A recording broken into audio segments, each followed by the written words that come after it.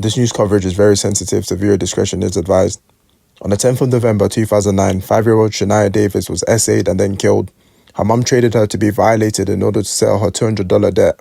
Shaniya Davis was reported missing from her home in Fayetteville, North Carolina on November 10th, 2009, with local authorities initially suspecting a man who was described as her mother's boyfriend. The initial suspect was let go after the police acquired horrifying CCTV footage, which was released to the public 6 days later, showing a man carrying the little girl through a hotel 40 miles from Fayetteville. A man identified as Marriott McNeil then became the leading suspect, and on November 13th he turned himself in. He was charged with kidnapping but refused to help find Shaniya. At first, the little girl's mother, Antoinette Nicole Davis, claimed she had no idea what happened to Shaniya, but after being spotted on security footage near the hotel, she changed her story. She gave the police a name, accusing her boyfriend, who was then arrested. Antoinette then admitted she had lied and confessed she had traded her daughter to pay off a $200 debt with McNeil. Police found out that the night before Shaniya went missing, on November 9th, McNeil had been at home with his girlfriend and young child. He had taken cocaine and drank liquor all evening before texting his ex-partner, Brenda Davis, the sister of Shaniya's mother. As Brenda was not replying, McNeil made his way to the trailer where both Antoinette and Brenda lived. He knew how to get into the mobile home when the door was locked. It was the same evening that Antoinette Davis handed Shaniya to him to pay off her debt. At around 5:30 a.m, Brenda Davis and her boyfriend, Jerome Smith, briefly woke up as she thought she heard someone open their bedroom door. Brenda said Antoinette went into the bedroom at 6 a.m. and woke them up to tell them that Shaniya was missing. She then went outside to look for her daughter, and in the meantime, her son told Brenda and Smith that McNeil had been in the home. Brenda said that Antoinette was initially hesitant to call the police, but eventually reported her daughter missing at 6:52 a.m. A search was launched, and according to the court records, McNeil checked into a hotel in Sanford shortly after 6 a.m, bringing the little girl into his room.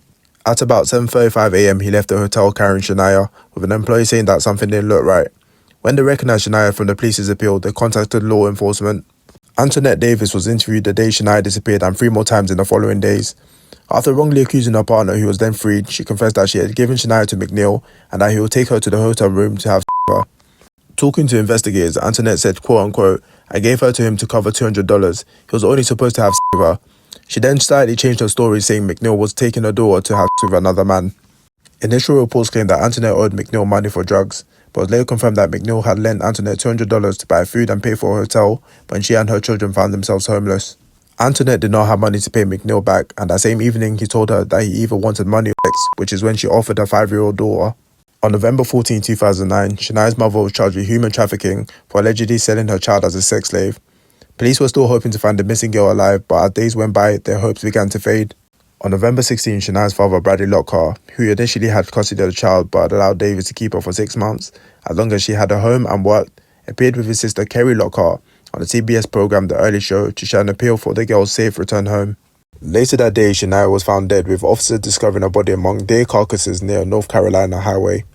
An autopsy determined she had been suffocated and had injuries consistent with SA shortly before she died. It was said that the girl died a slow, agonizing death with a carcass wasteland for her burial site.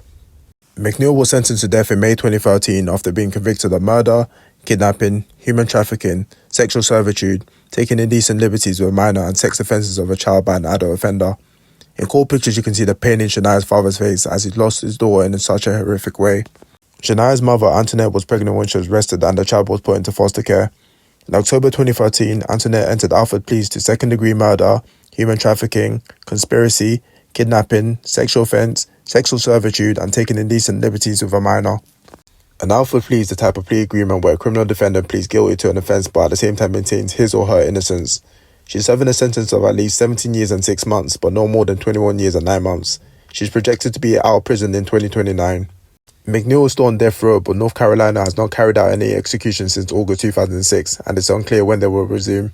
This news report is quite old, but I thought I'd bring it back to light because it's extremely heartbreaking to know a young girl lost her life just for $200 in the hands of her own mother.